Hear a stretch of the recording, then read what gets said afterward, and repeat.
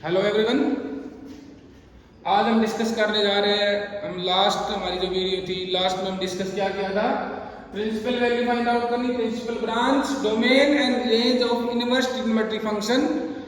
और हम आज उसके कुछ क्वेश्चन और करेंगे, कुछ हम पहले कर चुके हैं लास्ट वीडियो में। ये कुछ और दूसरे टाइप के क्वेश्चन हैं जो इसी टॉपिक बेस्ड क्वेश्चन आ सकते हैं। इस बार सिलेबस जैसे आपको पता है रिड्यूस हो चुका है, रिवाइज्ड है, और 2 सेमेस्टर्स में एग्जाम होने हैं, टर्म 1 और टर्म 2। तो टर्म 1 में ये सेकंड टॉपिक था हमारा पास।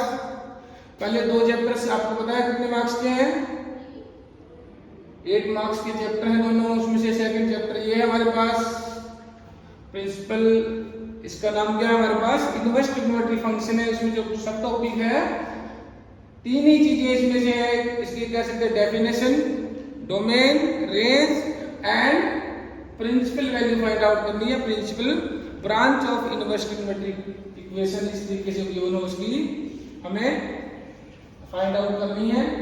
तो सबसे पहले हम थोड़ा सा रिवाइज करें तो डोमेन क्या थी हमारे पास इनवर्स फंक्शन की, इनवर्स ट्रिग्नोमेट्रिक जो फंक्शन है उसकी डोमेन क्या रही, रेंज क्या थी।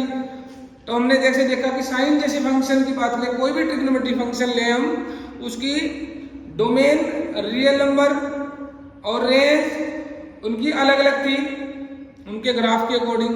तो उस रेंज को हमने जो साइन, क्योंकि हमें पता है कि कोई भी फंक्शन है इन्वर्टिबल कब होता है, कब इन्वर्स निकाल सकते हैं हम, जब वो 1 1 और 1 2 बोथ हो।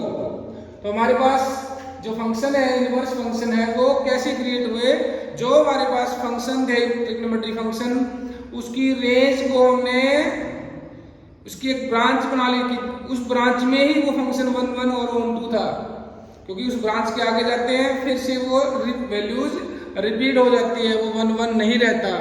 इसलिए सभी इनवर्स फंक्शन बनाते टाइम हमने जो फंक्शन थे ट्रिग्नोमेट्री उनकी रेंज को एक हिस्सा ही लिया है, उसी को हमने नाम दिया था प्रिंसिपल ब्रांच। क्योंकि जो इनवर्स फंक्शन होता है, अगर हम थोड़ा सा रिवाइज करें कि फंक्शन a टू b, अगर कोई फंक्शन हमारे पास f की जगह पर हमारे पास यहाँ पर ट्रिग्नोमेट्री फंक्शन है, तो इसका जो इनवर्स फंक्शन होगा वो b टू a होता है, b टू a, यानी कि इस फंक्शन की जो रेंज है इस फंक्शन की डोमेन बनेगी।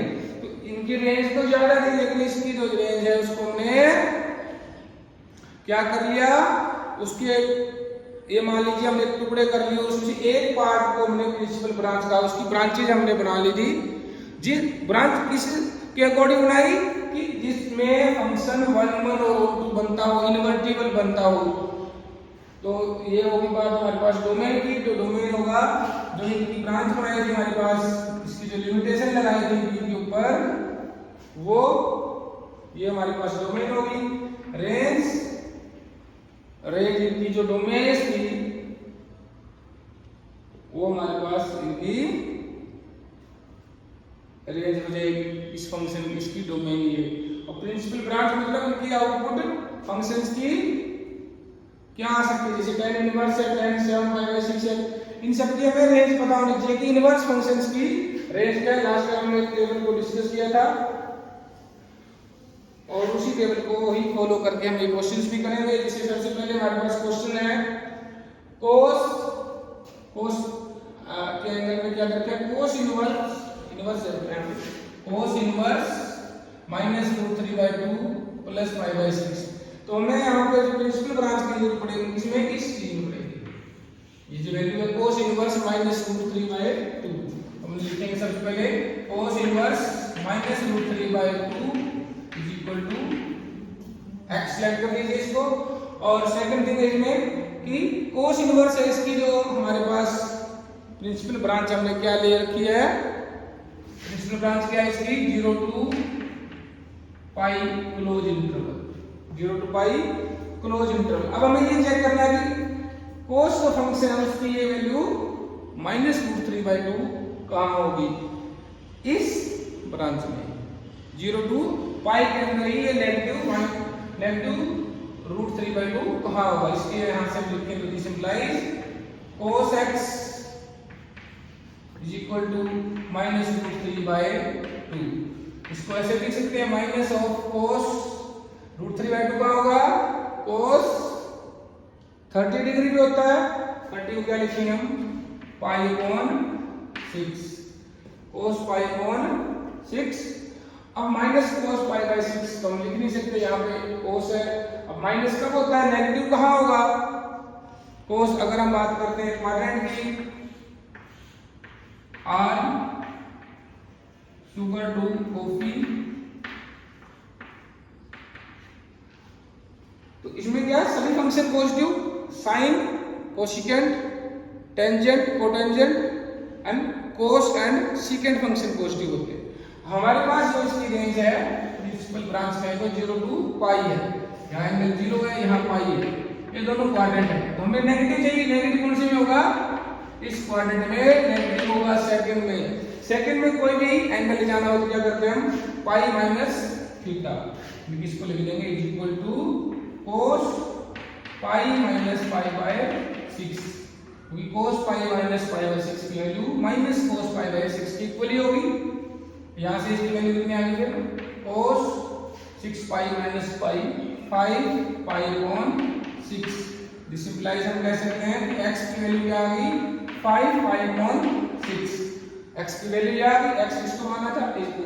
दिस इंप्लाइज जो हमारे पास जो पार्ट था इसका, एक्चुअल क्वेश्चन क्या है, cos of, therefore cos inverse minus root 3 की वैल्यू बाय 2 की वैल्यू क्या आ गई, 5 पाई by 6 plus this pi by 6, 5 pi by 6 plus pi by 6, 6 pi by 6 यानी पाई। कोस पाई की वैल्यू क्या होती है, -1। तो इस तरीके से जो फर्स्ट क्वेश्चन है उसका सॉल्यूशन हो गया, इसका आंसर आया हमारे पास 1। अच्छे से लर्न करने की कोशिश कीजिए, समझने की कोशिश कीजिए। सेकंड क्वेश्चन है जैसे sine of pi by 2 minus sine inverse minus root 3 by 2। इसमें क्या करेंगे, सेकंड में सबसे पहले हम जैसे क्या करेंगे, sine inverse minus root 3 by 2 is equal to x। This implies x की वैल्यू क्या आ गई, साइन x की वैल्यू, साइन x की वैल्यू एक्चुअली में साइन x हो जाएगा, sine x is equal to minus root 3 by 2। अब बात करते हैं नेगेटिव, कहाँ है साइन फंक्शन, और सेकंड में पॉजिटिव है तो फर्स्ट में पॉजिटिव, सेकंड में, थर्ड और फोर्थ में ये नेगेटिव होता है। और रूट 3 बाय 2 कहाँ पे होगा, किस एंगल पे होगा, ये 60 डिग्री।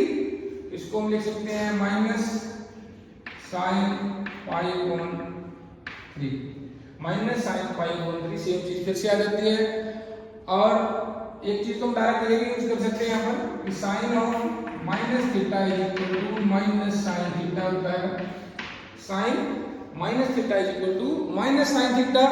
या ये कहें कि जी यहाँ से अगर हम नेगेटिव एंगल लेंगे, ये 0 डिग्री अगर एंगल है, यहाँ नेगेटिव लेंगे, इसमें जाएंगे लास्ट क्वाड्रेंट में तो नेगेटिव आ जाएगा, क्योंकि यहाँ पर यहाँ से इनिशियल है 0 टू पाई 3 पाई बाय 2 2 पाई, अगर यहाँ पर 2 पाई भी ले सकते हैं और 0 भी ले सकते हैं। तो 0 से नेगेटिव एंगल लेंगे तो माइनस ये हो जाएगा, sine minus theta minus sine theta हो जाएगा, ठीक है। तो यहाँ से इसको लिख सकते हैं हम is equal this, sine x is equal to this is equal to sine minus pi upon 3।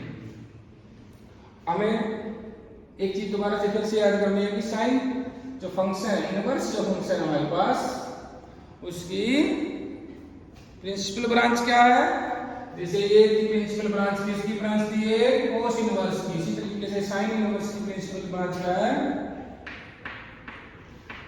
Principal branch of sine inverse minus pi by 2 to pi by 2 close interval. और यहां से हमारे पास साइन x की value आ रही है sine minus pi by 3, this implies x की वैल्यू क्या आ गई, माइनस पाई अपॉन 3, और ये इसमें बिलोंग करती है, इसकी प्रिंसिपल ब्रांच बिलोंग करती है, यानी कि इस पार्ट की वैल्यू हमारे पास आ चुकी है, sine inverse minus root 3 by 2 की वैल्यू आ गई। अब वैल्यू इसमें पुट कर देंगे, sine of, therefore sine pi by 2 minus minus minus plus pi by 3 हो जाएगा। प्लस कैसे हुआ, माइनस पहले ही है, माइनस को जो x की वैल्यू है plus pi by 3 equal to sine क्या वैल्यू आ जाएगी, एलसीएम लोगे 3 2 का 6 5 पाई अपॉन 6, इसकी वैल्यू कैसे निकाल सकते हैं हम, सोचिए। अब फिर से वही बात है, इसको निकाल सकते हैं 5 पाई बाय 6 हो गया पाई माइनस पाई बाय 6, और साइन जैसे यहाँ लिखा है इस तरीके से क्या करेंगे हम, sine pi minus theta is equal to sine theta. Sine pi minus theta की वैल्यू किसकी इक्वल होगी, साइन थीटा के इक्वल होती है। क्यों, क्योंकि पाई माइनस थीटा करते ही पाई यहाँ minus theta means second quadrant, second में साइन जो है हमारा पॉजिटिव होता है, तो इसको लिख देंगे sine pi minus pi by 6 is equal to sine pi by 6 sine 30, sine 30 की वैल्यू कितनी होगी 1/2। इस तरीके से अगर इस टाइप से कोई क्वेश्चन और भी आता है इनके कॉम्बिनेशन से बना हुआ, यानी कि इनवर्स जो फंक्शन है इनको मिक्सअप करके भी हो सकता है एक ही क्वेश्चन में एक से ज्यादा ट्रिग्नोमेट्री फंक्शंस के हमें प्रिंसिपल ब्रांच निकाल के सोल्व करना है। हो सकता है ऐसे दे दें, जिससे मैंने थर्ड फोर्थ रखे इनको ऐड करके दे रखा हो, find cos inverse cos 13 pi by 6 plus this या माइनस दिस, इस तरीके से आ सकता है। तो एक ही क्वेश्चन में एक से ज्यादा इनवर्स ट्रिग्नोमेट्री फंक्शन की प्रिंसिपल ब्रांच को हमें यूज करना हो सकता है। अब हम डिस्कस करेंगे क्वेश्चन थर्ड क्वेश्चन क्या है, कोस इनवर्स कोस 13 पाई बाय 6। तो सबसे पहले हमें पता है कि कोस जो फंक्शन है इनवर्स फंक्शन है उसकी प्रिंसिपल ब्रांच क्या है, कोस इनवर्स फंक्शन की प्रिंसिपल ब्रांच 0 टू पाई, लिख सकते हैं कोस इनवर्स कोस, ये हमारे पास थर्ड क्वेश्चन है, कोस इनवर्स कोस 13 पाई अपॉन 6, ये इनवर्स फंक्शन है, ये कोस है। एक्चुअल में तो आपस में इन्होंने आइडेंटिटी वैल्यू देनी चाहिए, उसके अकॉर्डिंग इसकी वैल्यू आएगी 13 पाई बाय 6, लेकिन ये 0 टू पाई में बिलोंग करता है, ये नहीं करता। देखो इसे डिवाइड करके देखोगे तो भी पता चल जाएगा कि ये वैल्यू ज्यादा देगा 13 पाई बाय 6, जो इसमें बिलोंग नहीं करता है, इसका मतलब इसको इक्वल नहीं हो सकता। अगर इसकी आउटपुट उस प्रिंसिपल ब्रांच में बिलोंग करती है तब तो ये आंसर हो सकता है, ये नहीं, क्योंकि ये इसमें बिलोंग नहीं कर सकता।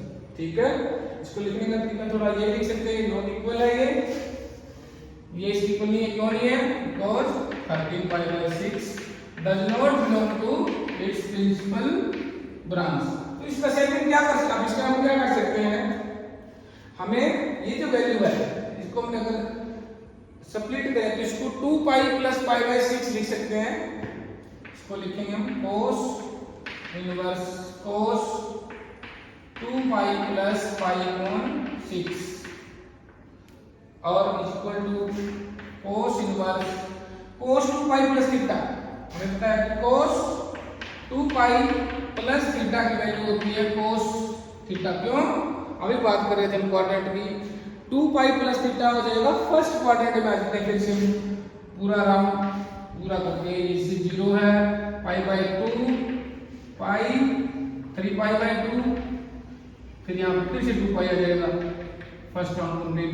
2 पाई प्लस थीटा करते ही फर्स्ट क्वाड्रेंट हो जाएगा। सेकंड राउंड अगर और लगाते हैं 4 पाई प्लस थीटा, इस तरीके से चलता रहेगा ऐसे साइक्लिक मॉडल में।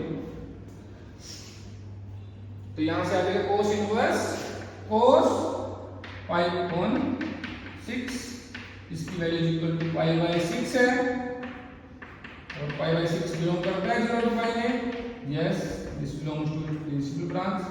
तो इस तरीके से ये पार्ट हम कंप्लीट कर चुके हैं। इस तरीके से हमें ध्यान यही रखना है कि ये जो इनवर्स फंक्शन और फंक्शन दे रखा है तो आउटपुट क्या होती है, जो इनपुट एज इट इज आएगी। Inverse F O F inverse पढ़ा हमने, एफ इनवर्स ओ एफ निकाले, या कहीं एफ और जी इनवर्स हो तो क्या होता था, एफ ओ जी की जो वैल्यू है